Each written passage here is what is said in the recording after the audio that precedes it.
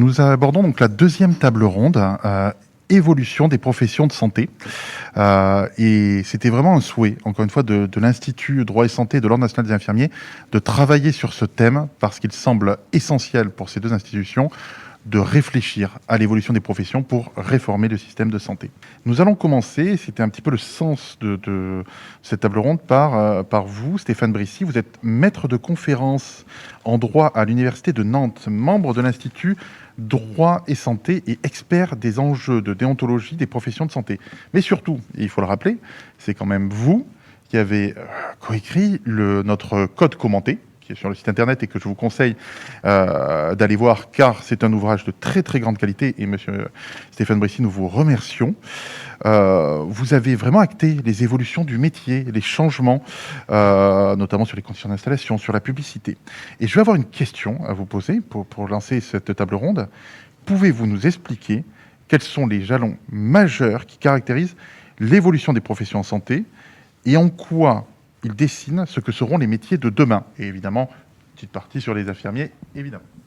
Merci. Alors, du coup, je vais répondre à votre question, mais en fait, c'est l'objet de mon propos, globalement, évidemment. De parler de l'évolution juridique, je ne peux pas évidemment parler... c'est en tout cas ce domaine-là que je me sens le plus apte à traiter. Évolution juridique qui, si on en croit déjà les deux rapports qui sont sortis dans les 6 derniers mois, qui sont a priori attendus, peut-être envisagés même, en tout cas réclamés par certains professionnels notamment. Puis c'est vrai qu'on en a déjà parlé dans la première table ronde finalement. En creux, plus ou moins directement, on voyait apparaître quand même qu'il pouvait y avoir, en lien avec la question de la territorialisation notamment, et puis aussi de la présence des usagers et des représentants des usagers, la question des professionnels qui, à chaque fois, intervient avec ces questions qui fait quoi, quand, comment, où, et on verra que tout ça, en fait, se rejoint, y compris au plan du droit. Alors, les évolutions en la matière, si on regarde un petit peu les textes, même très récemment, ne serait-ce que dans ce quinquennat et même un peu le quinquennat précédent, on en trouve un petit peu partout, finalement, dans les textes qui concernent directement la santé, parfois plus ou moins directement d'ailleurs. On trouve régulièrement des petites dispositions éparses sur les professionnels de santé. Donc on peut se dire qu'effectivement la matière, ce domaine-là n'est pas figé, loin s'en faut. Pour autant, ce qui reste quand même figé, ce sont des fondations qui, elles, n'ont pas bougé depuis... Alors, on en a parlé, monsieur Doutrio, je crois, en a parlé tout à l'heure, la création des officiers de santé à la fin du XVIIIe siècle, et malgré leur suppression en 1892, a laissé des marques, a laissé des traces qui sont toujours présentes, puisque ça a créé un mouvement médical qui a consisté globalement à promouvoir un exercice individuel d'une médecine libérale, et qui est resté. C'est-à-dire que c'est apparu, tout ça a donné lieu à la charte médicale de 1927, qui s'est retrouvée ensuite dans la première loi sur les assurances sociales et qui se retrouve encore aujourd'hui à l'article L162-2 du Code de la sécurité sociale. Rapidement, je le cite. Aujourd'hui, ce qui est défendu, c'est le respect de la liberté d'exercice et de l'indépendance professionnelle et morale des médecins, qui est assurée conformément aux principes déontologiques fondamentaux que sont le libre choix du médecin par le malade, la liberté de prescription du médecin, le secret professionnel, le paiement des honoraires directs des honoraires par le malade, la liberté d'installation du médecin, sauf disposition contraire. Donc, on est resté sur ces libertés professionnelles. Il y a un tas de principes qu'on ne songe pas forcément à remettre en question, et leur préservation reste importante. Si ce n'est que, pendant très longtemps, finalement, le système de santé français et ce qu'on appellera après régulation des professions de santé, finalement, est resté axé là-dessus, sur cette défense des libertés professionnelles. Et on en a ensuite déduit également, en tout cas corrélativement à ça, on a ce qui s'est mis en place, c'est une logique globalement dérogatoire sur les compétences des professionnels de santé.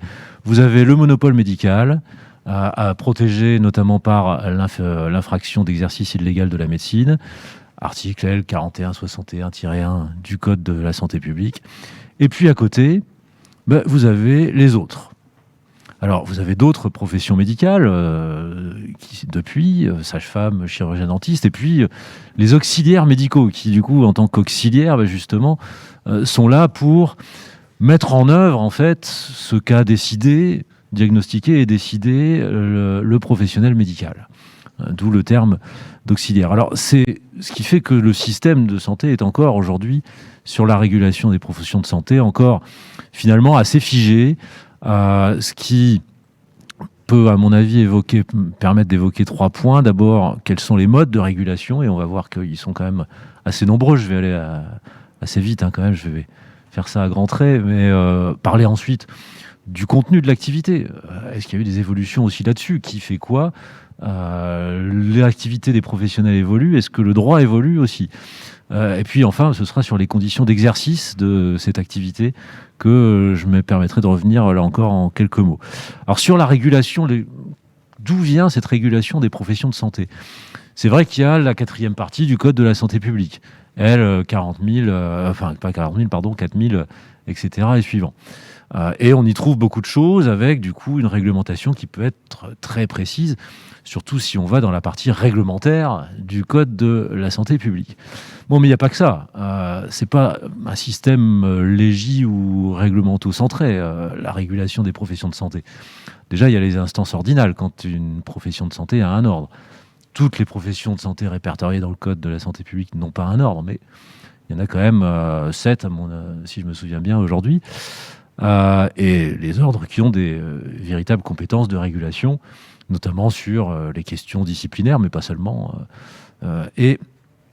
donc qui constitue clairement un relais de régulation, une instance de régulation, et on parle aussi ici de la question des règles déontologiques, bien sûr, dans lesquelles les ordres ont un rôle à jouer à la fois à l'origine et à la mise en œuvre. Il ne faut pas oublier non plus dans la régulation des professions de santé tout ce qui vient de la négociation collective. Négociation collective à laquelle vont prendre part les organisations syndicales, représentatives, que ce soit dans le secteur privé, mais aussi pour les professionnels libéraux, dans la négociation des conventions d'exercice professionnel avec l'Union nationale des caisses d'assurance maladie. Et là, pour le coup, on a quand même une régulation très importante, majeure même, notamment en matière tarifaire et en matière d'installation des professionnels. Ce qui n'est pas mince dans la question de la régulation des professions de santé et de toutes les questions, toutes les transformations qui traversent le système de santé aujourd'hui. Avec une question de représentativité aussi, où là aussi on a eu des évolutions. Mais cette question de la négociation des conventions professionnelles, elle est pas récente du tout, en fait, dans le système de santé. Les premières conventions départementales, c'est les années 60. La première nationale, c'est 71. Donc après, ça s'est étendu aux auxiliaires médicaux, mais c'est une forme de régulation qui est ancienne et qui perdure avec des enjeux assez importants à chaque fois.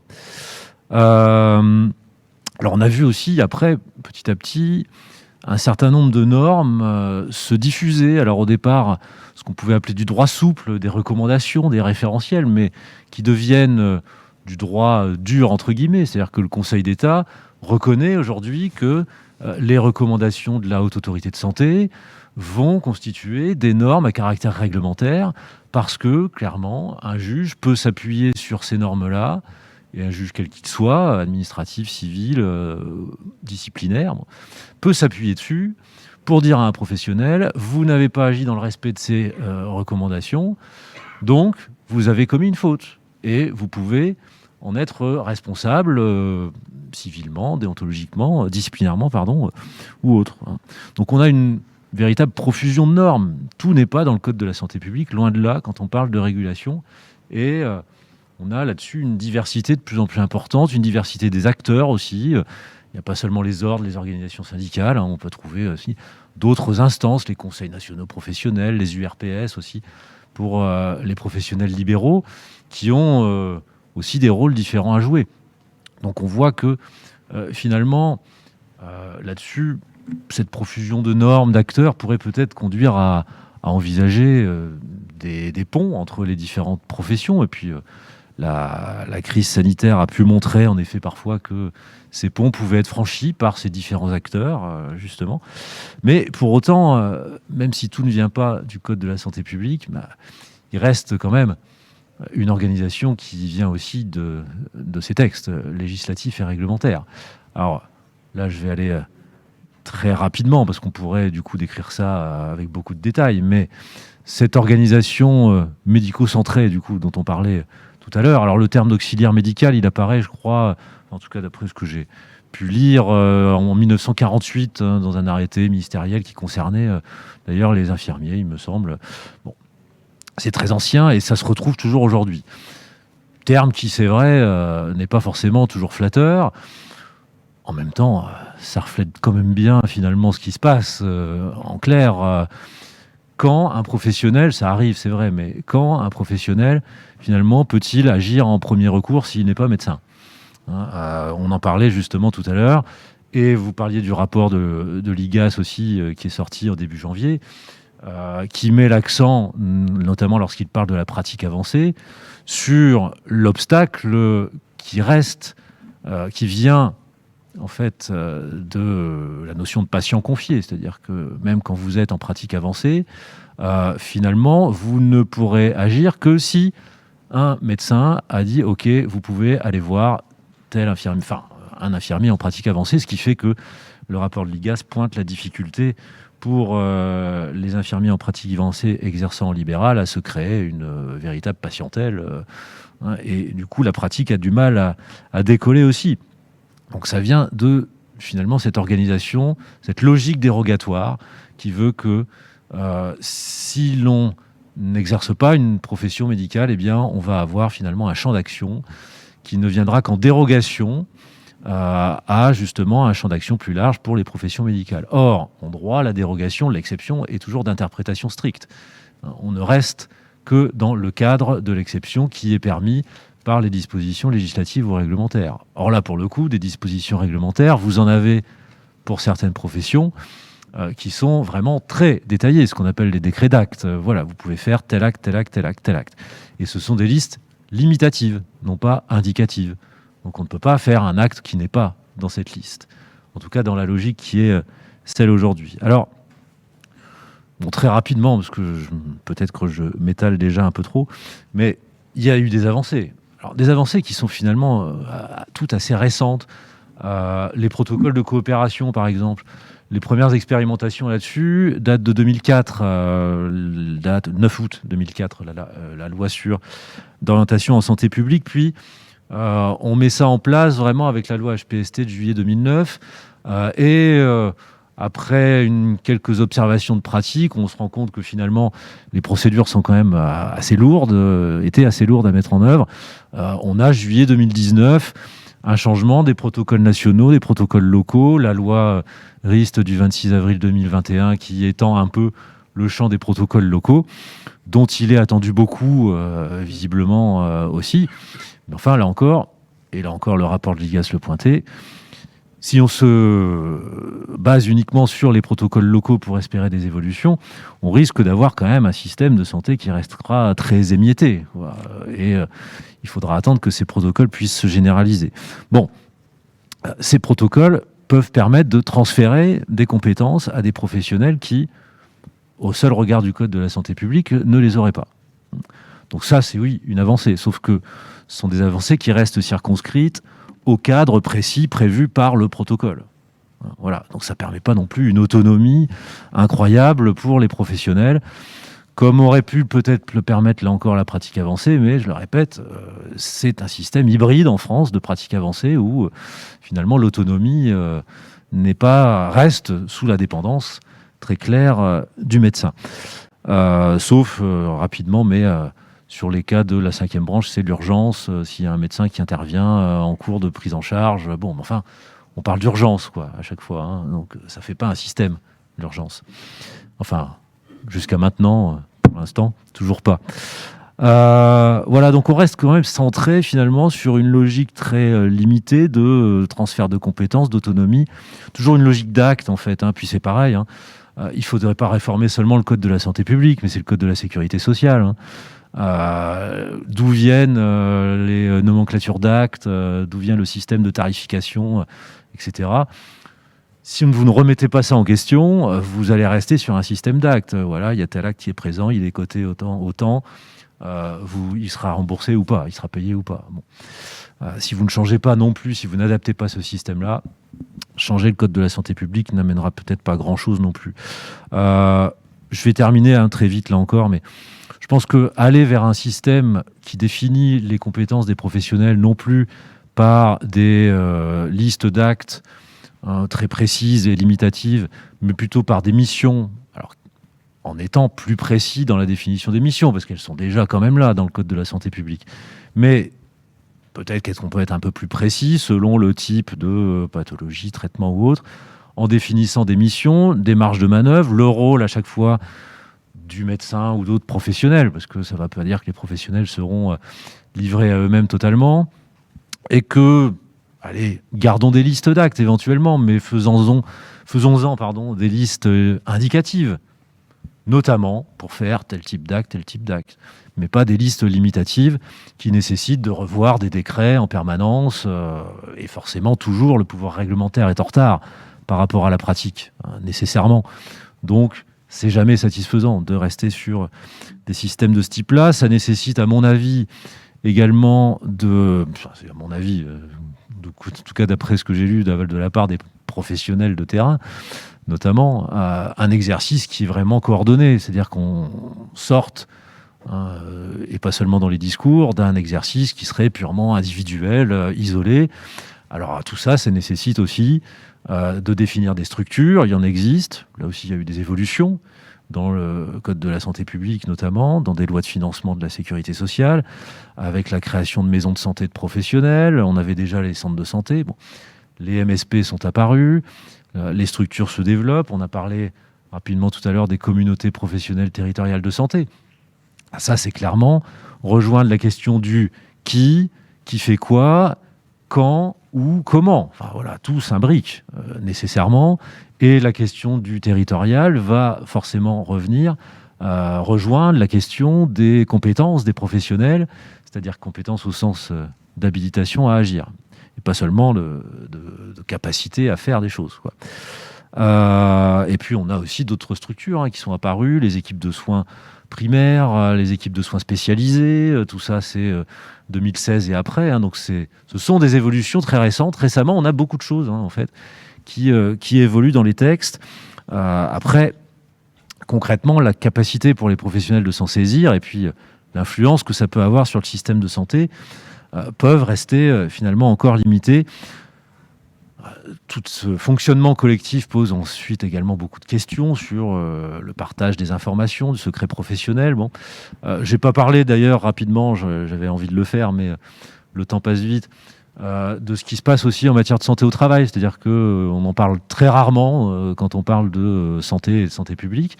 On a quand même une loi du 2 août 2021 qui, là encore, a prévu diverses avancées en la matière. Notamment, d'ici 2024, normalement, la possibilité pour une équipe de santé au travail d'accéder au dossier médical personnel, notamment parce qu'on trouve aussi maintenant dans le Code du travail des textes sur les infirmiers de santé au travail. Voilà, on a des textes là-dessus. D'ailleurs, si je me souviens bien, il n'y a pas de liste d'actes, je crois, non, voilà. Là, on a peut-être un exemple de texte qui pourrait donner matière à réflexion. Voilà, après, bon, il y a évidemment toutes les questions de rémunération, de liberté d'installation qui peuvent se poser. Et puis, il y a la question, je terminerai là-dessus, de l'implication des patients, parce que savoir avec qui on travaille, quoi, comment, où, encore faut-il connaître les besoins de santé de la population.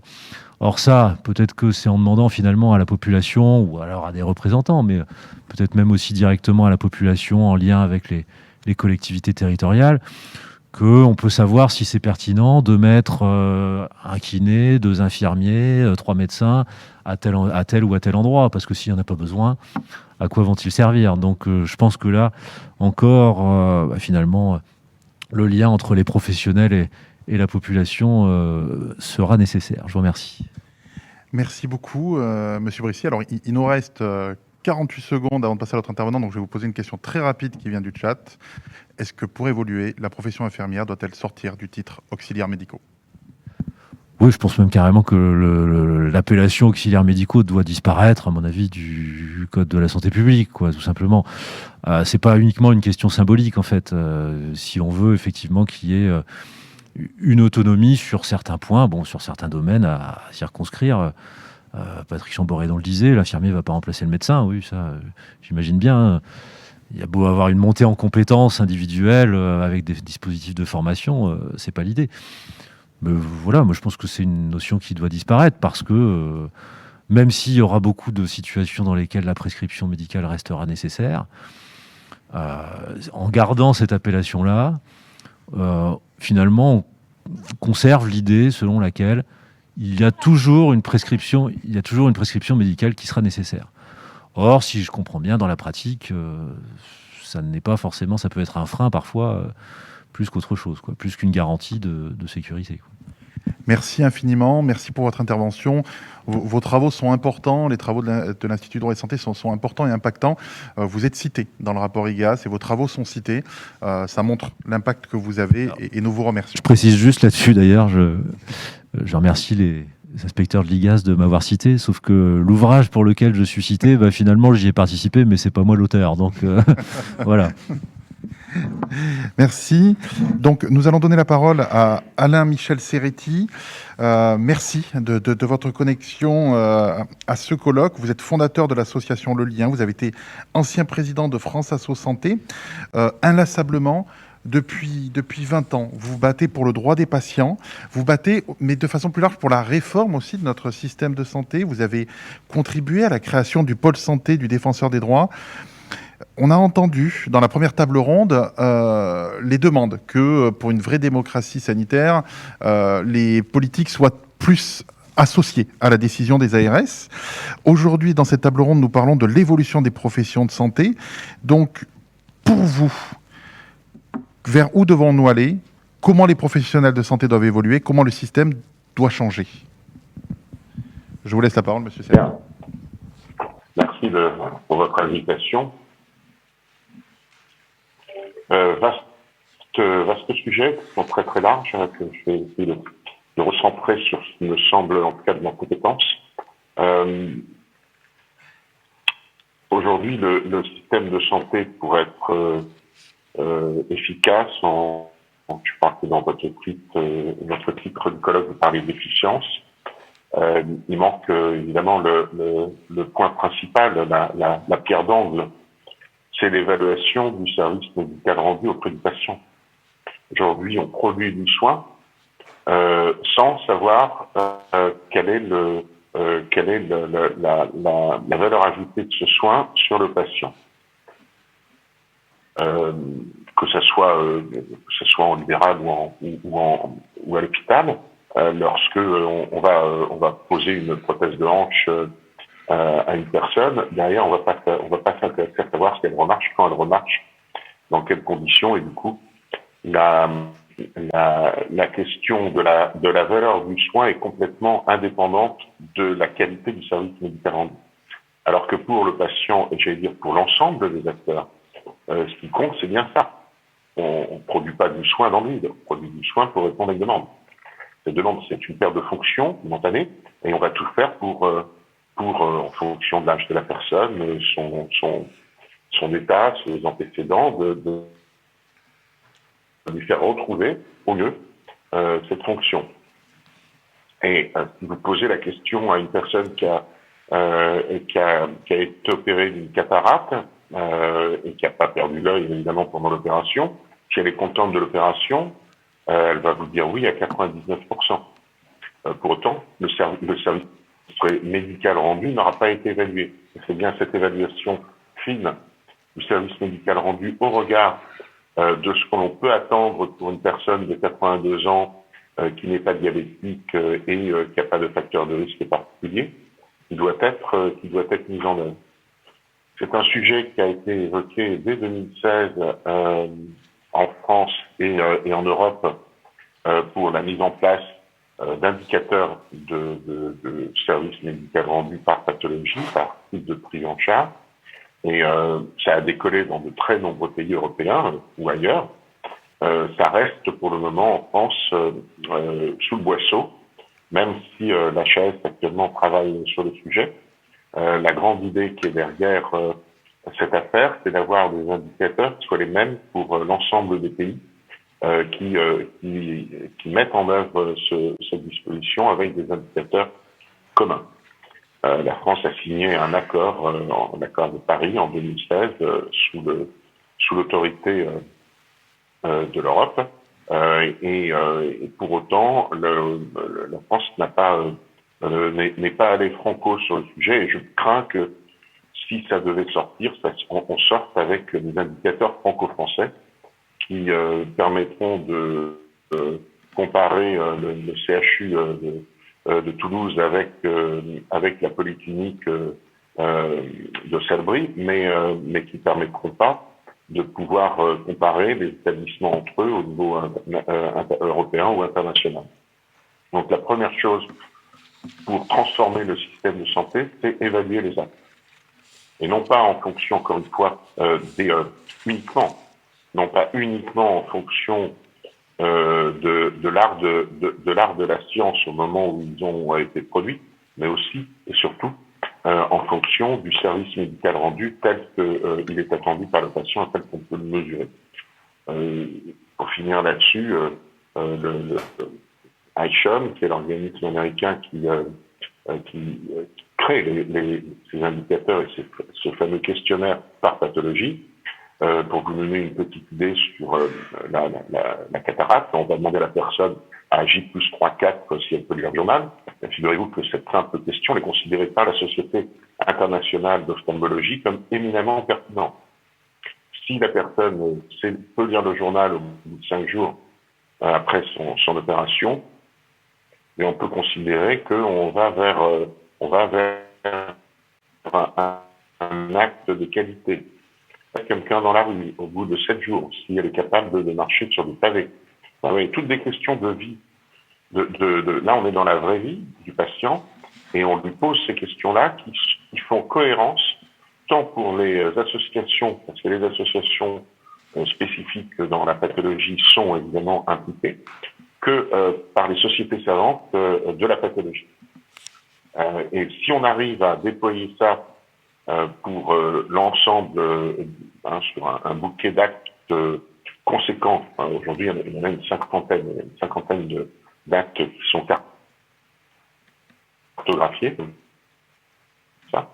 Eh bien, on pourra savoir réellement l'efficience et la pertinence des soins qui sont produits par telle équipe ou par tel établissement ou par tel professionnel.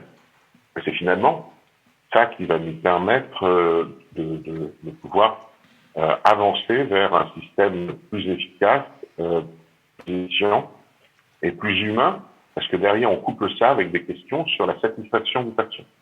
La satisfaction et la mesure de l'efficacité des soins sont deux choses différentes.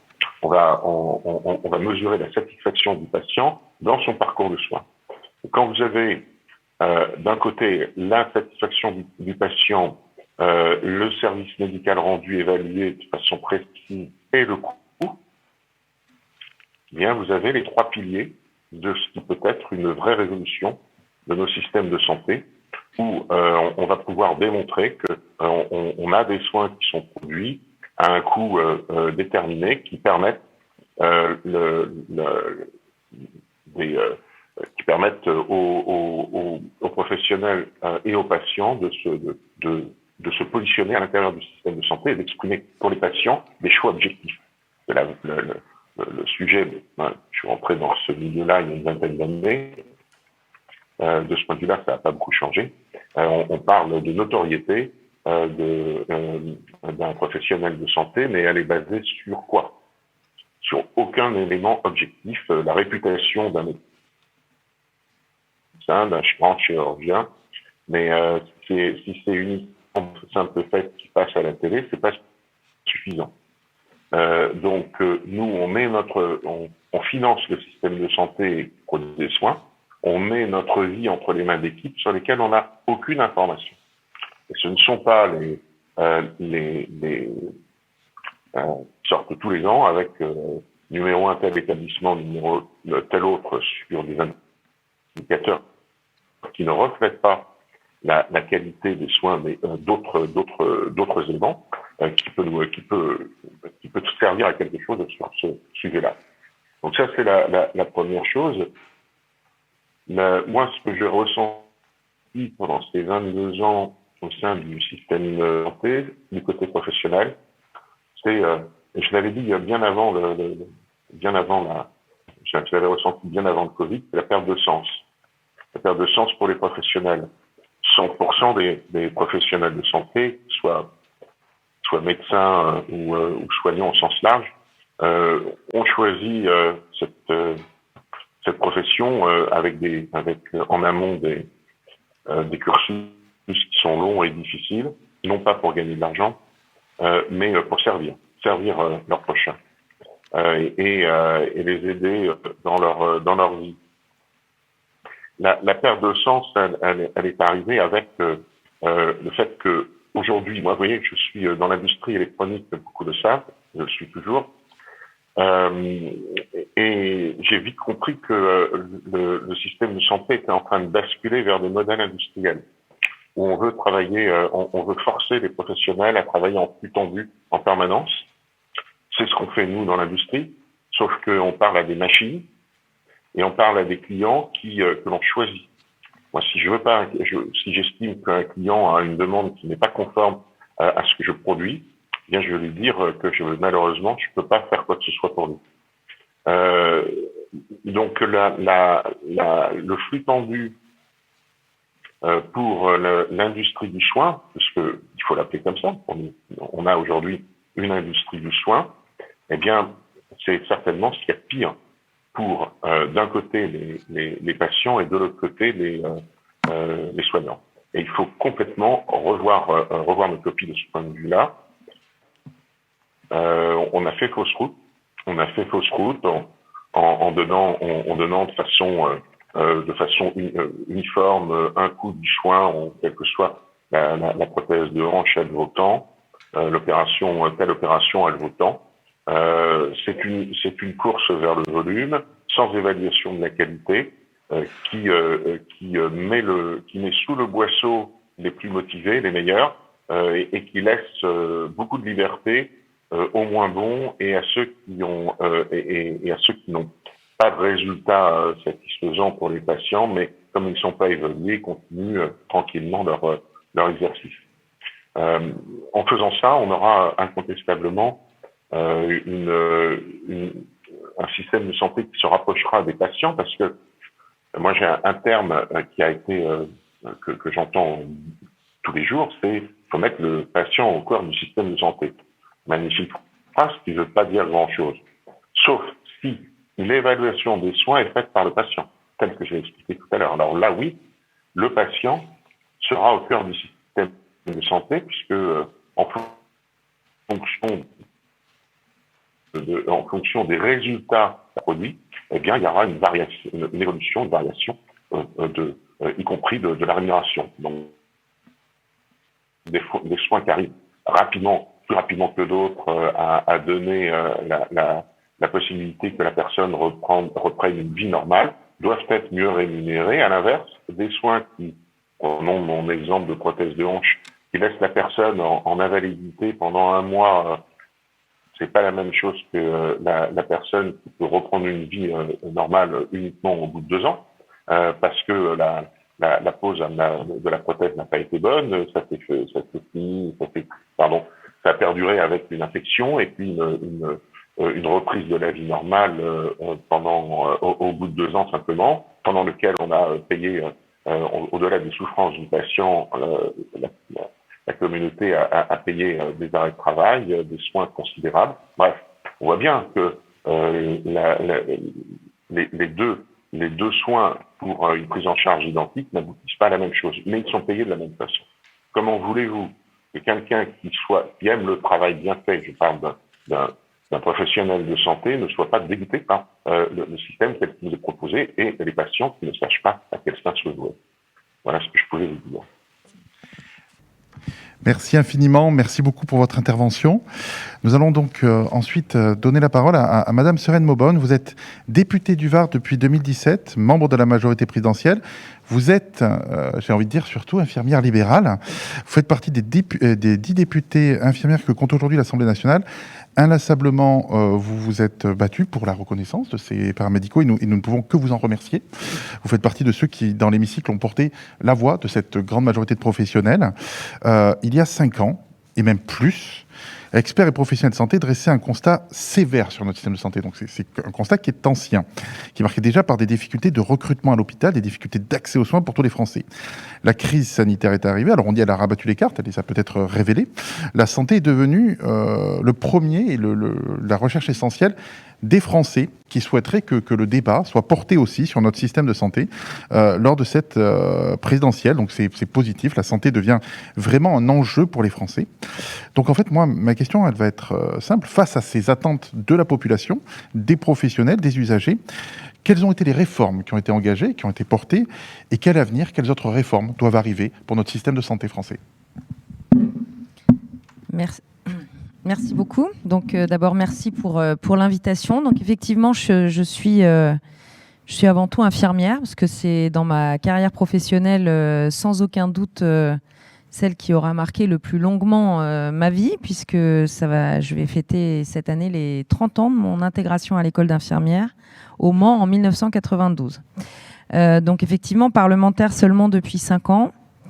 Je dirais que en réalité, il faut d'abord parfois définir ce qu'on n'est pas quand on est député et infirmière, avant peut-être de définir ce qu'on est. D'abord, on n'est pas un super syndicaliste. On a notre profession chevillée au corps, bien sûr. Patrick le sait bien, on échange très souvent ensemble. On a envie et besoin, et la profession en a extrêmement besoin, de porter la voix différente de ce qu'on appelle, ce qu'on peut constater chaque fois, et Christophe Bouillon en parlait très bien tout à l'heure à propos du médicocentrisme. Les médecins ont toujours été très actifs sur le plan politique, et les infirmiers finalement commencent seulement à se poser la question de l'importance de l'action politique. Et je dirais que même quand on est président d'un ordre, qu'il soit départemental ou régional ou national, quelque part, on est aussi un acteur du jeu politique, puisque on intègre la discussion autour du sujet de la politique en ce qu'elle a d'être au cœur des sujets du pays. Donc, pour moi, en fait, déjà, il faut commencer par là. Chaque fois qu'on est membre d'un URPS, membre d'un syndicat, en tout cas qu'on prend une part à la vie active, on prend une part politique, et je crois que ça, c'est très important, que les paramédicaux en prennent conscience et s'en emparent finalement. Donc on n'est pas des super syndicalistes. On n'est pas non plus des acteurs du réglementaire. Monsieur le professeur de droit l'abordait tout à l'heure. Pourquoi ce choix du réglementaire? Je pense que quand on est législateur, on pourrait se dire finalement, la loi, elle est tellement plus noble que le règlement, qu'on devrait tout passer par la loi. Mais finalement, la loi, elle a aussi le grand défaut de sa qualité. C'est qu'elle elle est assez immuable. Elle n'est pas du tout dynamique. Or, le réglementaire, l'avantage, et vous ne me contredirez pas sur ce sujet, c'est qu'on peut le changer. On peut le changer au gré des besoins, au gré des demandes. Et de ce point de vue-là, il apporte le droit réglementaire une certaine souplesse. En revanche, on a un rôle de contrôle. Et ça, c'est très important. Les parlementaires, on le sait parfois pas assez, c'est le contrôle de l'action publique, de l'action du ministre, de l'action aussi des ARS, des grandes structures de ce ministère qui est un énorme paquebot de la santé et des solidarités. Donc ça, c'est vraiment très important, parce que je dirais que sur le plan notamment des expérimentations, des protocoles qu'on a aussi évoqués tout à l'heure dans votre propos liminaire, moi je le vois comme aussi une forme d'expérimentation des modes projets et une forme d'aide à la modélisation. C'est-à-dire que au lieu de se dire finalement d'en haut, par la voie du règlement, la voie de la loi, on va inciter et former, obliger les gens, là on se permet de repartir d'un exemple pour en faire une généralité. Alors c'est vrai que c'est un petit peu plus long, mais ça a le mérite de l'expérimentation et de l'expérience et parfois de la validation des croyances qui peuvent être d'ailleurs à la fois du côté des soignants et du côté des décideurs. Il y a, je pense, beaucoup de croyances et parfois il faut, justement parce qu'on est professionnel, se mettre au niveau du combat contre les croyances. Donc pour en revenir à la question que vous me posiez sur les évolutions du contexte législatif, je vais passer assez vite parce qu'en fait il y a eu quand même beaucoup de réformes en 5 ans. Donc le contexte, c'est évidemment lutter contre les inégalités sociales et territoriales de santé. Alors on pense assez spontanément aux territoires ruraux, mais la réalité c'est qu'aujourd'hui les problématiques des territoires en santé, elles sont assez homogènes. Je pense qu'à Paris, on peut manquer de médecins dans certains quartiers, comme on peut en manquer en banlieue, comme on peut en manquer en ruralité, comme on peut en manquer aussi dans les grandes villes. Et finalement, je pense qu'aujourd'hui, il y a peu de territoires qui sont complètement exemptés de la question des inégalités de l'accès aux soins. Le vieillissement de la population, on n'en a pas beaucoup parlé dans cette discussion, mais évidemment, ça génère un accroissement des besoins. Et je dirais aussi une nécessité, notamment au travers de la crise sanitaire, d'une meilleure identification des coopérations, notamment entre la ville et l'hôpital. Et je crois que cette crise, elle aura aussi été un formidable accélérateur de la reconnaissance des besoins et de l'interdépendance qu'il y a entre la ville et l'hôpital. Et finalement, dès que l'un est défaillant, finalement, on s'aperçoit très vite de l'impact sur l'autre. Et puis, je pense qu'elle permet aussi de se rendre compte à quel point l'action des infirmières, et je pense notamment à tout ce qui s'est fait autour du suivi à domicile des patients qui avaient le Covid, précisément pour ne pas engorger l'hôpital. Et je pense qu'on a fait la preuve de l'énorme utilité de ce maillage territorial et de cette absence de désert infirmier en France. Et je pense que finalement, cette crise, elle aura aussi été un révélateur et un accélérateur de choses positives. La dynamique démographique, évidemment. Donc on en parlait à l'instant sur la question de la différence fondamentale entre le désert médical et l'absence de désert paramédical. Néanmoins, une question aussi qui se pose vraiment et qui est aussi à la faveur de cette crise, c'est finalement l'impérieuse nécessité qu'il y a, et on en parle depuis très longtemps avec Patrick, finalement pour les professionnels de santé individuellement et collectivement, à faire coïncider leur aspiration naturelle à une vie personnelle riche et cette énorme charge qu'on peut potentiellement faire peser sur leurs épaules si on prend les mauvaises décisions et que finalement, fort de ce constat d'un non-désert infirmier, il ne faut pas non plus leur mettre une charge énorme. On a bien vu que finalement, la semaine dernière, les protocoles mal ficelés de l'éducation nationale, avec une demande en test exponentielle, elle a pesé très lourd sur les épaules des professionnels de santé libéraux, à la fois médicaux, sur la partie laboratoire, mais aussi sur les infirmiers, et que finalement, on est arrivé très vite à l'explosion. Et la question quand même de cette demande forte sociétale de concilier un engagement professionnel fort, mais aussi une protection de la vie personnelle, elle est quand même au cœur des sujets.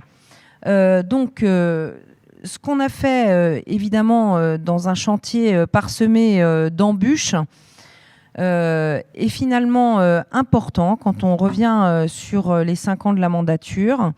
Donc, en 2018, on a fait donc la mise en œuvre de nombreuses mesures de transformation sur le système de santé en soutenant notamment la prévention et l'innovation en santé.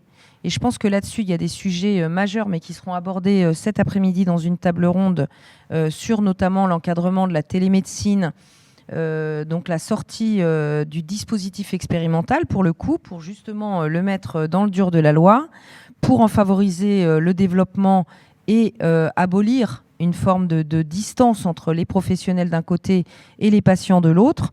La réforme du cadre des expérimentations, donc au profit notamment des CPTS pour améliorer les parcours de soins des patients. Je pense que ça, c'était vraiment un aspect très, très important.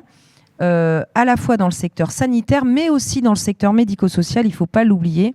Et avec le vieillissement et le handicap, je pense que c'était une attente forte de ce domaine-là. La loi de finances, évidemment, de la sécurité sociale est aussi un marqueur fort des choix qui sont faits. Donc notamment sur Ma Santé 2022, donc, qui sacralise les communautés professionnelles territoriales de santé, qui d'ailleurs, à la faveur de la crise sanitaire, ont pris un élan vraiment très important, c'est-à-dire que d'un seul coup, finalement, les professionnels de santé se sont sentis vulnérables, notamment, il faut le reconnaître, par d'abord la charge de travail massive qui est arrivée sur les soins de ville, et aussi sur la vulnérabilité par l'absence des équipements de protection individuelle, et a finalement généré chez eux un énorme besoin de solidarité qui sont finalement les structures embryonnaires des CPTS de demain. Et je crois qu'il faut regarder aussi cette crise, encore une fois, avec ce qu'elle a apporté de positif dans le besoin de décloisonner et de discuter entre les professionnels de santé.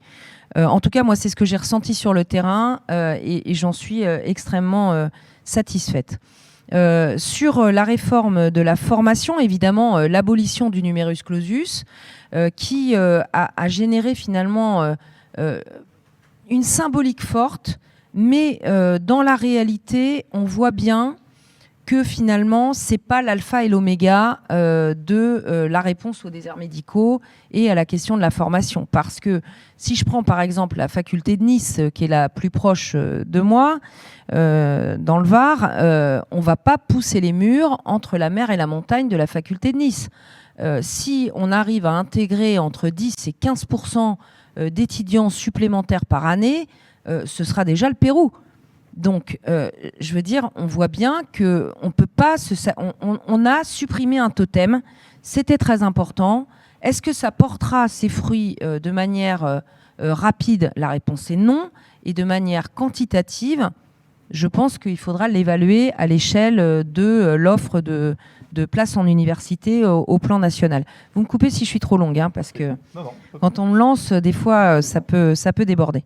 La question, évidemment, de l'augmentation aussi des places en paramédicaux. Nous, dans la région PACA, c'est environ 500 places qui ont été créées et je pense que c'était très, très important. Et je voudrais m'arrêter quelques petites secondes sur cette question de la jeunesse parce que finalement, comment construire un système de santé sans inviter la jeunesse? Je pense qu'il faudra...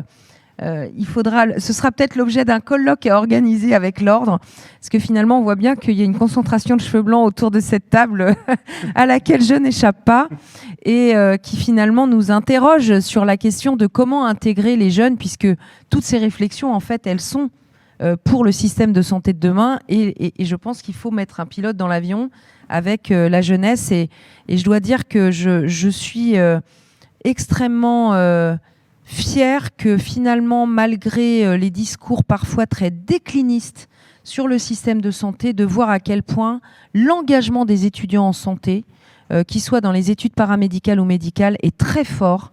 Et vraiment, malgré les écueils de ces dernières années, les moments où on a dû stopper les formations, réintégrer les jeunes dans un système de contractualisation au profit du système de santé, eh bien, ils tiennent le coup. Ils sont forts et je pense que vraiment, on se doit de vous reconnaître ça et d'en être reconnaissant. En tout cas, moi, je le suis et j'essaierai de le dire aussi souvent que possible.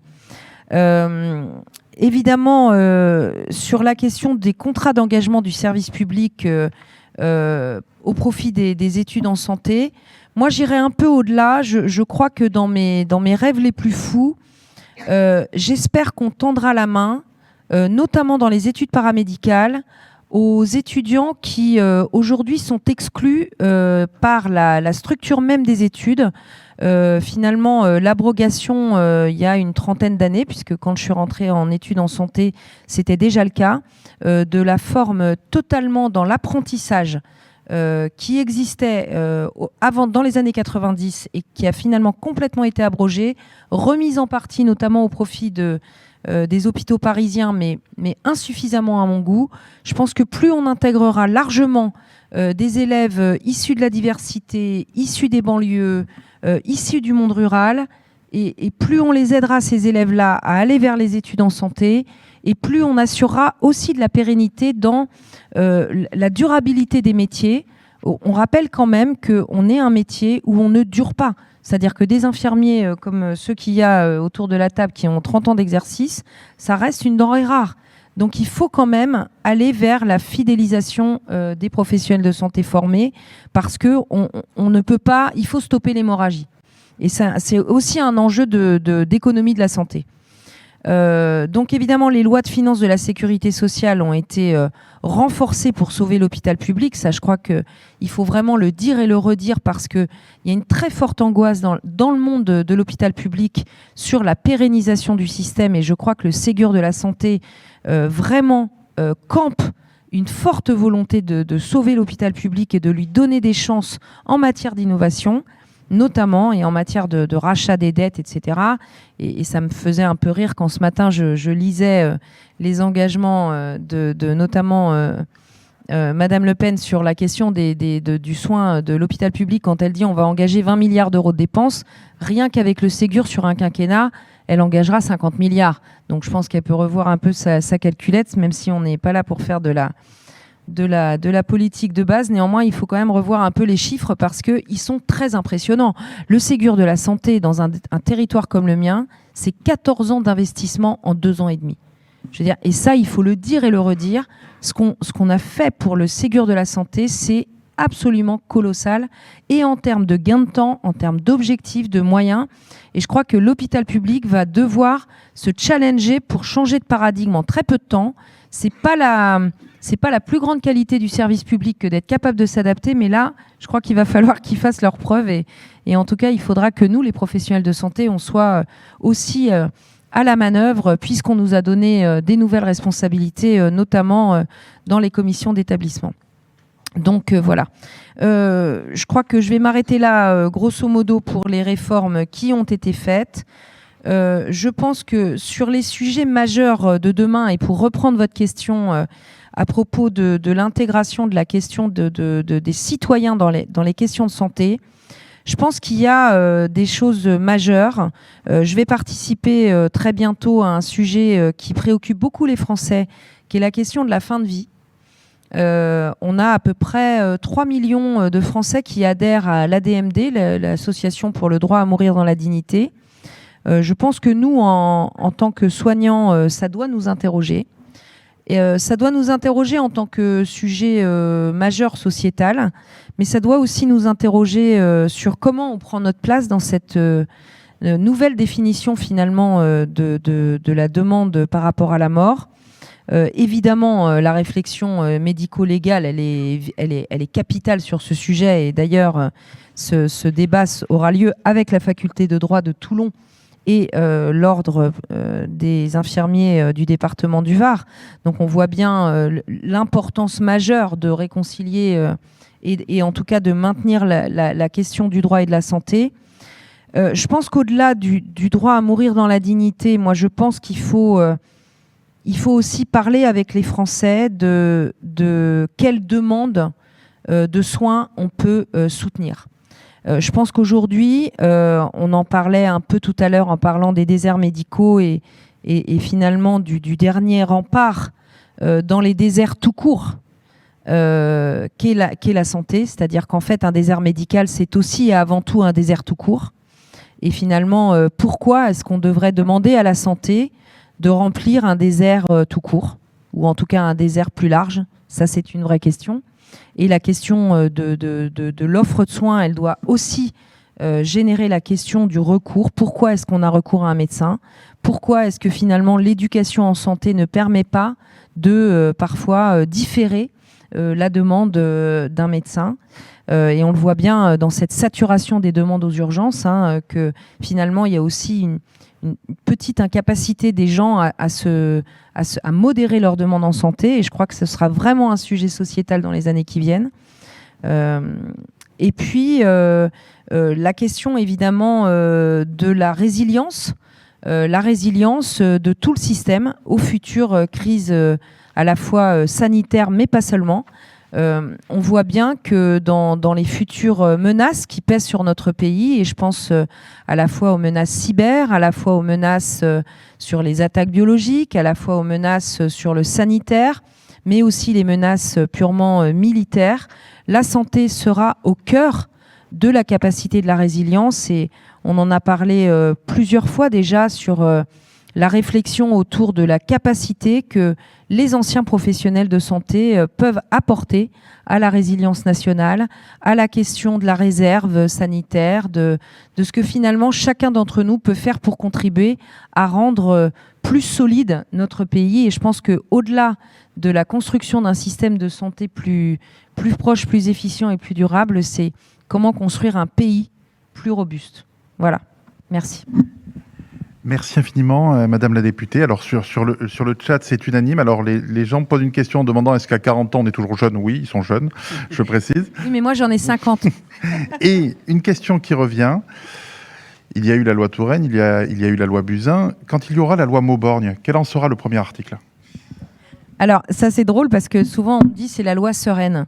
Alors, moi, je pense que voilà, il faut remettre beaucoup de fluidité dans les rapports avec les gens. Moi, si j'avais une loi là tout de suite à sortir, notamment sur la question des déserts médicaux, mais ça pourrait pas faire l'objet d'une loi, et ce serait peut-être effectivement un petit article, ce serait la question des constats de décès. Parce qu'aujourd'hui, c'est un vrai problème dans les territoires. On a, quand on est mort, et ben finalement, on a encore moins de droits que les vivants, et notamment celui de ne pas être rapidement inhumé et acheminé vers les professionnels de la mort. Et je pense que ça, c'est un vrai sujet. C'est un sujet dans une région comme la mienne où il fait très chaud, où finalement, quand parfois on a l'indécence en 2021 de laisser un corps 30 heures dans une famille par 40 degrés, parce qu'on attend un médecin, comme si il n'y avait qu'un médecin qui était capable de constater la mort de quelqu'un. Si j'entends très bien la demande de l'ordre des médecins sur les questions qui sont liées aux statistiques, qui est d'ailleurs une petite incongruité en Europe, hein, nous sommes les seuls à produire des statistiques sur la mort. Néanmoins, les statistiques, elles peuvent se faire avant, elles peuvent se faire après. Mais en tout cas, sur la question d'un constat purement à l'instant T du décès, je pense qu'on pourrait s'appuyer sur les compétences des infirmières. Et je pense que voilà, si j'avais un texte à passer là maintenant tout de suite, ce serait celui-là, parce que ça fait 4 ans et demi qu'on se bat avec des propositions absolument indignes de l'ordre des médecins, notamment pendant la crise sanitaire où ils nous ont quand même proposé de faire de la télémédecine. Et alors là, si je peux me permettre d'être un peu cavalière, puisqu'on est entre professionnels de santé, si je mets un mort à côté d'un bon patient qui a fait un malaise vagal, je vous mets au défi avec la télémédecine de faire la différence entre les deux. En tout cas, sur la couleur de la peau, c'est pas extrêmement flagrant. Donc voilà, donc vraiment, il faut sortir de ce dogmatisme dont les médecins ont fait preuve jusqu'à présent. C'est absolument insupportable. L'ensemble des maires de France sont derrière nous, l'ensemble des forces de sécurité et des pompiers, parce qu'il faut imaginer qu'on met parfois 14 heures devant la porte d'un patient, des gendarmes, et je crois que vraiment, ils ont autre chose à faire pour quelque chose qui est vraiment de l'ordre du bon sens. Vraiment, ce serait sans doute le premier article d'une loi. Merci infiniment. Et pour vous remercier, je vais lire ce commentaire, hein, comme quoi il n'y a qu'une infirmière pour cerner et défendre notre profession. À quand une meilleure représentation dans l'hémicycle des infirmières? On ne peut que le souhaiter. Et on y travaille, on est 10, très motivés. On représente vraiment la diversité de ces métiers, à la fois sur le médico-social, les soins de psychiatrie, les cadres, les libéraux, les infirmiers militaires, enfin vraiment, et de l'humanitaire. On a vraiment une représentation extraordinaire et moi je suis très très fière d'être leader de ce groupe et d'organiser. Et vraiment n'hésitez pas, je le dis à tous les infirmiers qui nous écoutent, on est à l'écoute de tout le monde, on se met en 4 pour rapidement répondre aux demandes. On travaille avec les IBOD, on a travaillé sur les IPA, avec les infirmières de montagne, les libérales, les infirmières hospitalières, enfin vraiment les aides-soignantes. On se met vraiment en 4 pour être à votre disposition. N'hésitez pas à nous solliciter. Merci infiniment. Je vais donc donner la parole à Guy Valencien, membre de l'Académie nationale de médecine, président de CHAM. Guy Valencien, vous êtes quelqu'un qui a pris des positions régulières, fortes sur l'évolution des professions en santé. Vous avez même dit dans la presse que vous souhaitiez l'envoi d'infirmiers en première ligne pour assurer la prévention, les soins de base, accompagner le patient dans le parcours des soins. Et vous avez publiquement fustigé ce que vous avez appelé les corporatismes ringards qui freinent l'évolution professionnelle. Alors, ma question est simple. En quoi la progression de l'ensemble des professions de santé est-elle un cercle vertueux ou non? Et vous allez nous le dire sur notre système de soins. Et comment vous imaginez les professions de santé de demain? Vous me demandez beaucoup. Vous m'entendez? Et on peut Vous me demandez beaucoup, mais je voudrais dire que je partage totalement, mais alors non pas à 100%, mais à 1000% ce que vient de dire Sereine Mauborgne. Complètement. Là, vraiment, je suis... Et je vais vous donner quelque chose de très touchant. J'ai perdu mon frère hier, un frère de 81 ans, d'un cancer explosif, et j'ai travaillé avec les infirmiers, parce qu'il est mort chez lui, entouré de sa famille, et les infirmiers ont été complètement exemplaires, mais d'une capacité d'assurer en plus les soins de fin de vie et d'aller jusqu'à l'accompagnement à la mort. Pourquoi est-ce qu'il fallait un médecin? On a appelé SOS médecin, moi-même ne pratiquant plus, pour le certificat de décès, c'était absurde. Donc je suis complètement d'accord, il faut tout revoir, il faut revoir depuis de A à Z la chaîne de prise en charge, sachant que les infirmiers ont un avantage considérable sur les médecins. C'est que vous connaissez les patients dans leur environnement, parce que vous êtes dans les maisons, parce que vous allez dans les entreprises, dans les administrations, sur les stades, dans les écoles. Le médecin ne se déplace plus, il ne sait plus, il a face à lui une personne qu'il ne connaît pas dans son environnement familial, professionnel et autres. Et donc c'est une force considérable que vous puissiez, vous, les infirmiers, connaître cet environnement qui participe parfois à la dégradation des conditions de vie des personnes. Donc je suis de ceux qui considèrent que tout doit commencer par les infirmiers.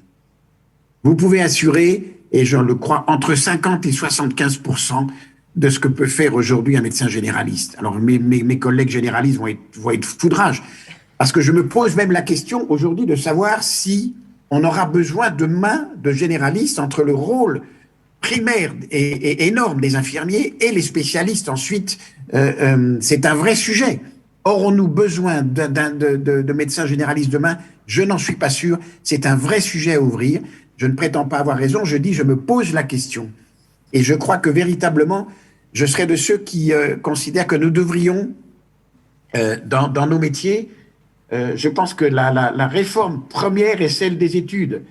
Je considère que nous devrions tous être médecins, pharmaciens, kinés et infirmiers, faire une licence d'infirmerie. Et ensuite, nous aurions des masters d'infirmerie, un doctorat d'infirmerie, des masters de médecine et des doctorats de médecine, des masters de maïeutique et des doctorats de maïeutique, et pareil pour la kiné.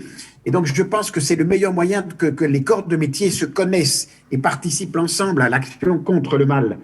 C'est une évidence pour moi. Et je crois que avec en plus les outils de la modernité, notamment quand vous savez qu'avec un petit cône, on peut créer un otoscope et regarder à l'intérieur de l'oreille pour faire le diagnostic. C'est même l'intelligence artificielle qui fait le diagnostic. Pareil pour l'œil, pareil pour la bouche. Donc nous allons de plus en plus être aidés par des systèmes experts qui contiennent de l'intelligence pour nous aider à faire des diagnostics et à proposer des choix thérapeutiques tous. Je pense que même les médecins, nous pouvons oublier des hypothèses diagnostiques que l'intelligence artificielle nous aidera en nous disant « Ah, mais vous pourriez penser à ça aussi ». Donc on voit la transformation, c'est un tsunami qui s'annonce. C'est un tsunami, c'est une vague monstrueuse. Et il va falloir la supporter, il va falloir tenir bon, parce que c'est non pas tenir bon en résistant, mais tenir bon en mettant sa planche et en surfant sur la vague. C'est évident qu'on ne peut plus rester dans ce vieux monde du médecin qui dirige tout et qui a avec lui des auxiliaires. Le mot d'auxiliaire, il est fini. On le jette à la poubelle, on n'en parle plus. C'est terminé. Il faut que les infirmiers et les infirmières aient la liberté totale de la responsabilité complète de leurs actes. Vous savez que je suis en contact souvent avec mes confrères canadiens et les infirmières canadiennes, notamment avec Christine Laliberté, qui est la patronne des infirmières de première ligne, comme ils disent là-bas. Et elle m'a dit, encore récemment, on est de plus en plus en autonomie. Oui, nous collaborons avec les médecins, mais nous avons notre entière autonomie de diagnostic et de thérapeutique. Et elles ont raison. Et c'est ce qu'il faut faire demain en France. Et ça pose la question, effectivement, de la formation. Et je suis d'accord avec la députée, en ce sens que nous n'avons pas là encore, de quoi former suffisamment de professionnels. Je m'emporte contre le fait qu'il faille encore 20% de médecins en plus. C'est de la folie. On va créer des chômeurs après 10, 12 ans d'études. Il faut augmenter le nombre d'infirmières en première ligne et en pratique avancée. Et il faut stabiliser le nombre de médecins, qui sont des médecins essentiellement spécialistes.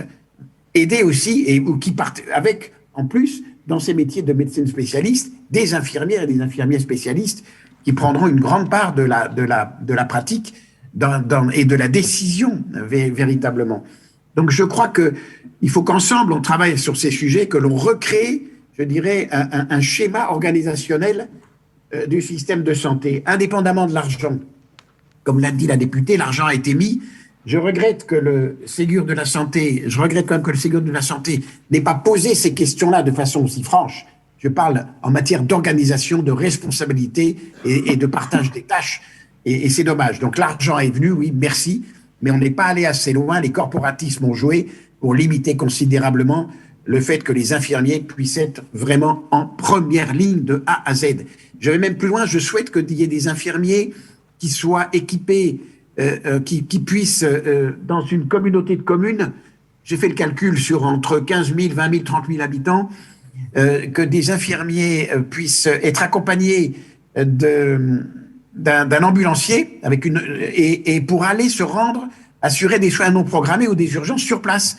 Ce sont eux les premiers qui vont dire si oui ou non il faut transporter le malade ailleurs, ou s'ils peuvent le traiter avec une ambulance qui serait équipée d'un défibrillateur, d'oxygène, d'attel, de premiers traitements médicaux antidouleurs ou de corticoïdes et autres, pourquoi pas, et qui pourraient tourner de 20h, de 8h à 20h et de 20h à 8h, des infirmiers et des infirmières libérales qui s'inscriraient en prenant une vacation correctement et très correctement rémunérée, ça je le souhaite, et qui puissent tourner comme ça à disposition des territoires. J'ai fait le calcul, c'est à peu près un coût, entre l'infirmier, la voiture, le personnel, l'ambulancier, c'est un coût d'1 million. Si vous faites 1 million divisé par 10 ou 20 000, ça vous fait du 50 € par citoyen.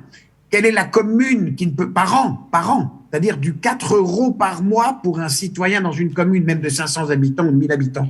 Pourquoi ne fait-on pas ça? Mise à disposition ambulatoire du premier recours médical. Voilà, médical au sens large du terme, ou disons sanitaire. Sachant que, je le répète, vous avez la chance, et c'est pour ça que j'aime bien votre profession, c'est que vous assurez à la fois le care, le prendre soin, et le cure, alors que les médecins n'assurent que le cure.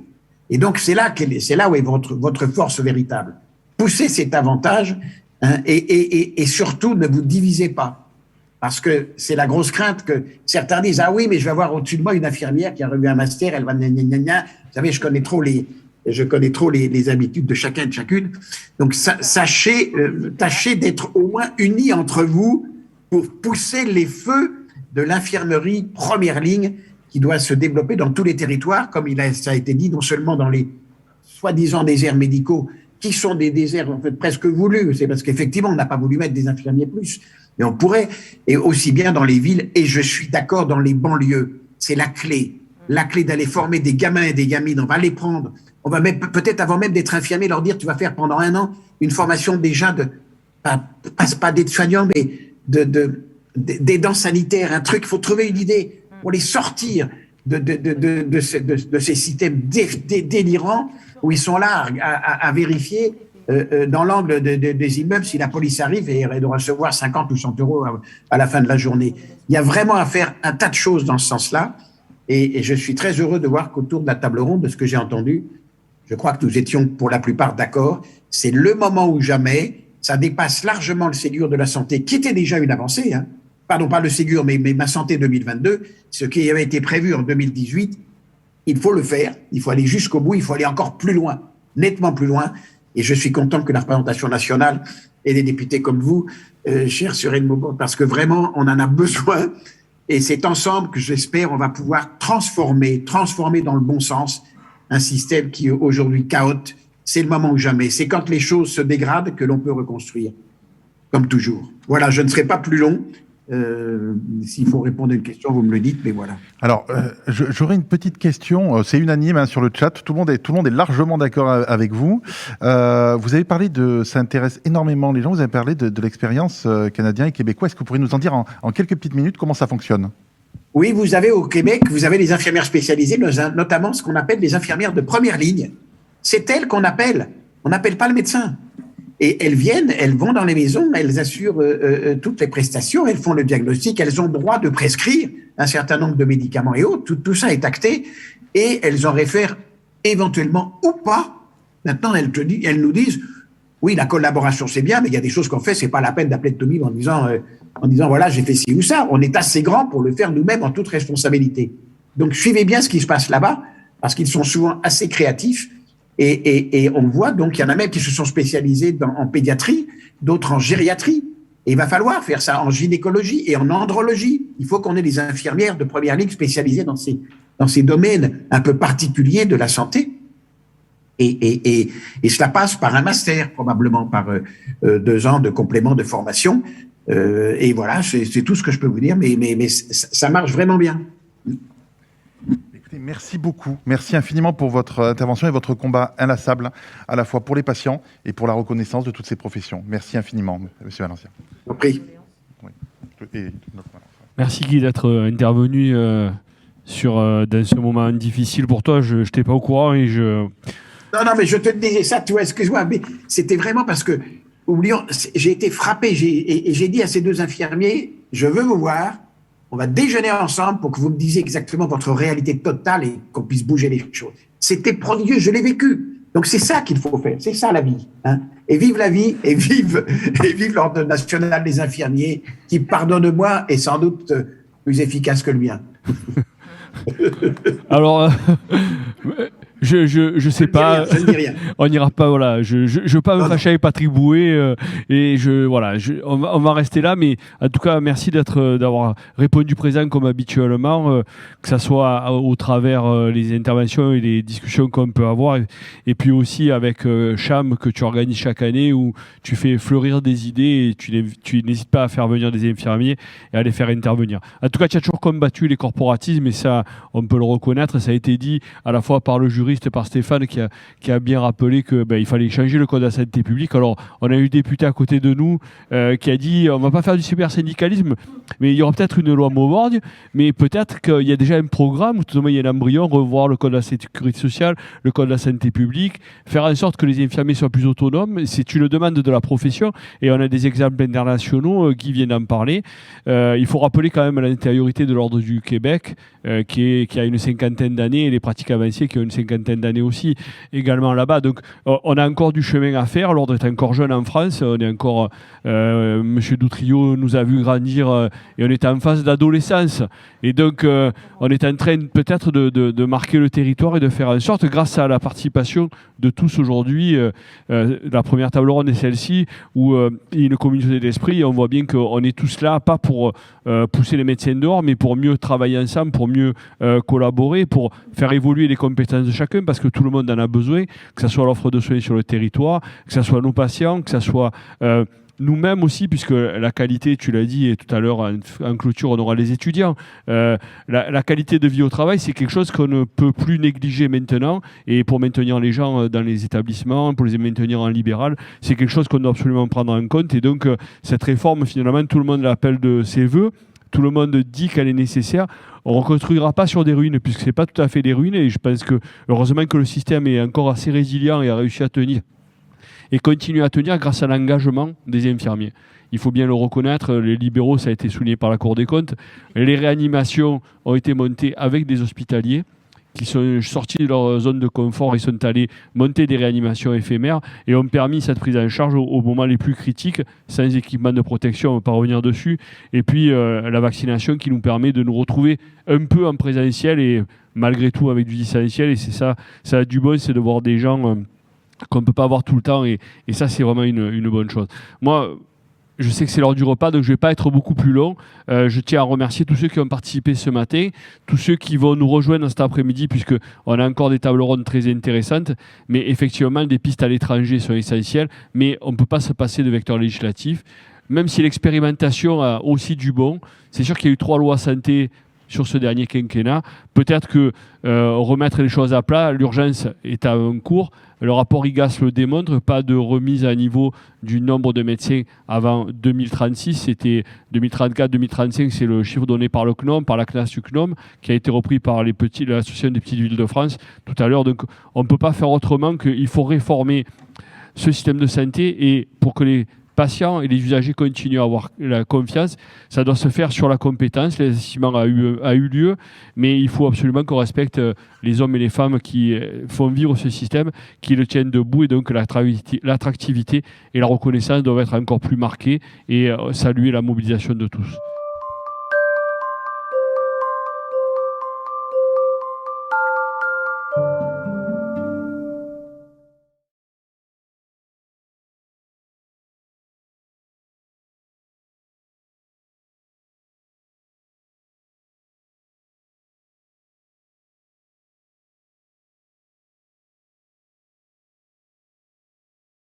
Donc nous accueillons le grand témoin de notre événement, c'est Patrick Hetzel, député du Bas-Rhin, membre de la commission des finances de l'Assemblée nationale.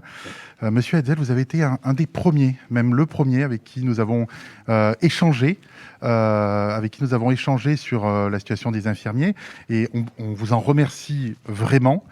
En préambule, en fait, de vos travaux, vous avez travaillé sur la dépense publique, notamment les dépenses en santé, et en préambule de vos travaux, et dans la commission d'enquête consacrée à la lutte contre les fraudes aux prestations sociales, vous insistez sur le fait que la transparence des dépenses découle un impératif de justice sociale et de pérennisation de notre système de protection sociale.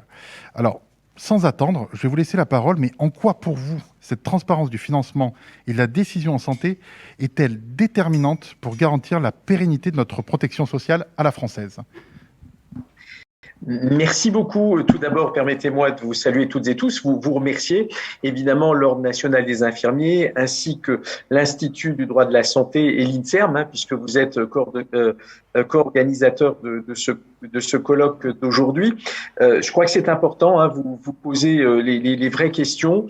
La question de la transparence, évidemment, elle est importante dans la mesure où, lorsque l'on regarde aujourd'hui, et je vais y revenir dans quelques instants, il y a évidemment des sommes considérables qui sont consacrées annuellement au financement des comptes sociaux en général et de la santé en particulier. Et nous devons évidemment assurer la pérennité. Je suis de ceux qui souhaitent défendre notre modèle français parce que il a du sens. Il est aussi basé sur une histoire qui fait que nous avons un système de protection sociale qui fonctionne. Et pour qu'il fonctionne, évidemment, il doit aussi s'inscrire dans un véritable équilibre. Alors, ce sur quoi je voudrais insister, c'est que le regard que je vais porter, et vous allez voir, j'émets un certain nombre de critiques, c'est un regard que je porte depuis la commission des finances. Et d'ailleurs, vous faisiez référence à la commission d'enquête que j'ai eu la chance de présider concernant les fraudes aux prestations sociales.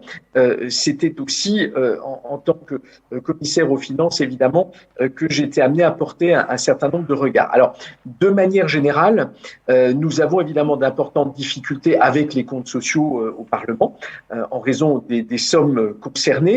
Et ce que nous avons vécu au cours des dernières années, mais aussi au cours des dernières semaines autour du projet de loi de finances pour 2022, est à mon sens assez révélateur d'une problématique de fond. En effet, ce qui nous a été présenté par le gouvernement ne répond pas à la situation réelle et en fait, on est dans une situation où ce qui est un peu problématique, c'est qu'il y a beaucoup de procrastination. On joue la montre et donc je crains que certains réveils soient difficiles. Par exemple, il nous a été annoncé un déficit qui serait en baisse de 13 milliards d'euros, alors que la Cour des comptes l'a établi, pour vous donner le chiffre, à 21,4 milliards d'euros pour 2022. Et notons au passage que cela vient après un solde négatif qui jusqu'alors n'avait jamais été atteint, puisqu'on est arrivé même à un solde négatif de 39,7 milliards d'euros en 2020 et encore une fois un solde négatif de 34,6 milliards pour 2021, alors pour l'ensemble des comptes sociaux. En somme, et c'est là-dessus que je voudrais insister, année après année, nous sommes confrontés à des déficits massifs et il devient très difficile d'avoir des débats objectivés parce qu'évidemment, cette baisse que je me permets de qualifier d'apparente s'explique non pas par des mesures de redressement, mais par des progressions de recettes dues au rebond, par exemple, de la masse salariale du secteur privé. Et tout ça me semble assez inquiétant, car avec d'autres collègues, aussi bien députés que sénateurs, nous avons insisté sur le fait que la règle de base devrait être de disposer d'un budget sincère. Et en fait, lorsque vous regardez les débats que nous avons pu avoir autour du budget, du budget 2022, nous insistions sur le fait qu'au moment où nous en débattions, il était déjà caduc, hein, c'est-à-dire qu'avant même le vote, les données dont nous disposions étaient devenues caduques. Et en fait, il faudra du courage pour remédier dans la durée aux faiblesses réelles du financement de notre système de santé. Et ce qui est le plus surprenant, c'est de constater que le gouvernement a, par exemple, utilisé ce que j'appelle la méthode express pour débattre très largement au pas de charge, finalement un budget qui représente quand même 560 milliards d'euros, ce qui représente, et c'est ça qui évidemment aujourd'hui mérite d'être développé, il faut savoir que ce budget représente pas moins de 32% du PIB, et vous le savez, le PIB, c'est la richesse créée annuellement, évidemment, en France. Alors, là aussi, les causes, elles ne sont jamais traitées à la racine. Ainsi, les aménagements qui ont été proposés sont évidemment insuffisants pour résoudre la crise de l'hôpital, recentrer la médecine de ville et redresser les comptes. Et d'ailleurs, je ne veux pas m'appesantir là-dessus, mais vous connaissez cette question, la pandémie que nous vivons et les tensions qui existent sur notre système de santé, évidemment, sont à remettre en perspective avec la pandémie, mais pas que, parce qu'il y a quelque chose de bien plus profond que cela. Alors, à titre d'illustration, sachez que le budget 2022, il intègre 2,7 milliards d'euros de financement supplémentaire par rapport à 2021 pour ce que l'on a appelé les revalorisations du Ségur de la santé. Alors, le Ségur de la santé, je ne dis pas qu'il ne fallait pas le faire, c'est pas ça le sujet. Ce que je dis, c'est que ce sont des mesures d'urgence qui, par voie de conséquence, ont été prises à un moment donné pour là aussi faire en sorte qu'on fasse baisser la tension. Et en fait, je pense pouvoir dire sans grand risque que les acteurs de la santé sont nombreux à déplorer notamment les ratés de la consultation. Alors, le gouvernement prétend restaurer l'attractivité de l'hôpital public. Or, aujourd'hui, les établissements sont confrontés à des départs de personnel et un taux d'absentéisme qui, d'ailleurs, est en hausse. Je pense que vous l'avez noté. Le ministre de la Santé, par exemple, est intervenu devant l'Assemblée nationale pour nous dire que le budget 2022 était un budget de sortie de crise.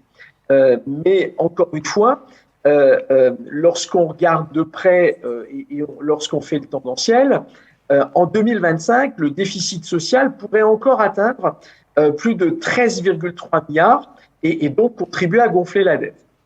Un autre exemple, la proposition gouvernementale d'aménager par un amendement, et ça s'est fait nuitamment, pour l'année 2022, la procédure d'alerte en cas de risque de dépassement de l'ONDAP, tout cela est, à mon sens, révélateur et sonne un peu comme un aveu créant finalement le permis de faire de la dette. Et c'est là où le bas blesse, c'est que je pense que la santé mérite mieux que d'être dans une logique où, on serait simplement en train de dire, finalement, pour traiter les questions de santé, il faut faire de la dette. Je pense que il faut raisonner autrement.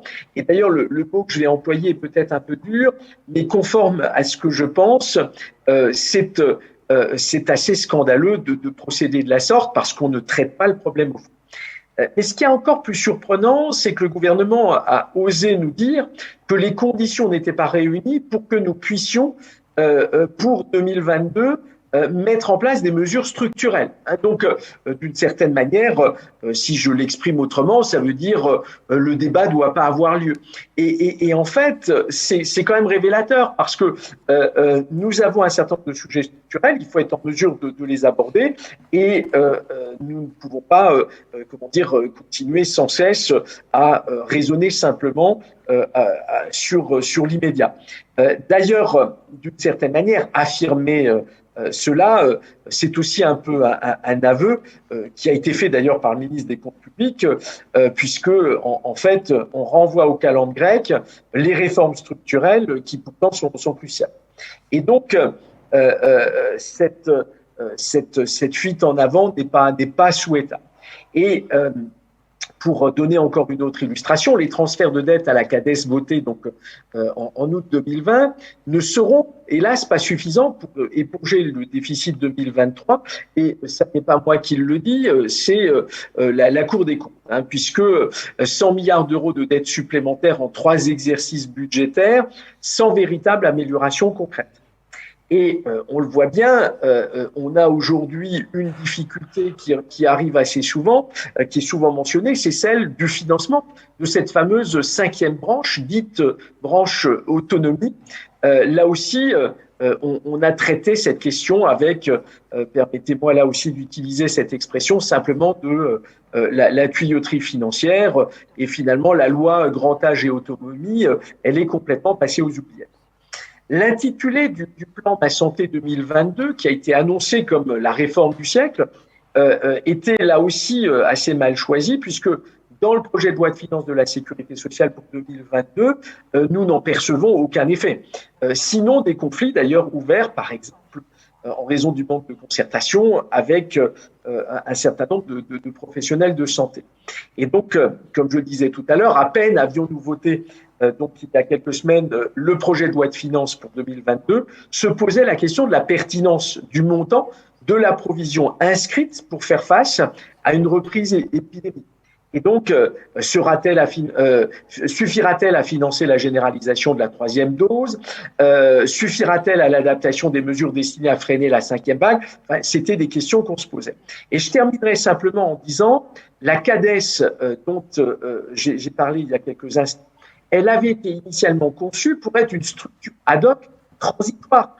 Et il ne lui appartient évidemment pas de prendre en charge la dette hospitalière.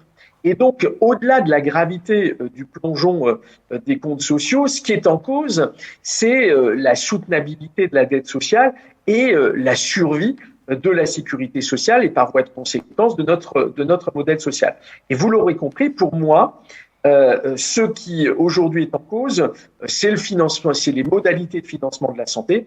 Et si vous me permettez cette expression, et j'en terminerai par là, c'est le financement de la santé qui aujourd'hui est malade. Merci beaucoup, monsieur le député, pour votre intervention.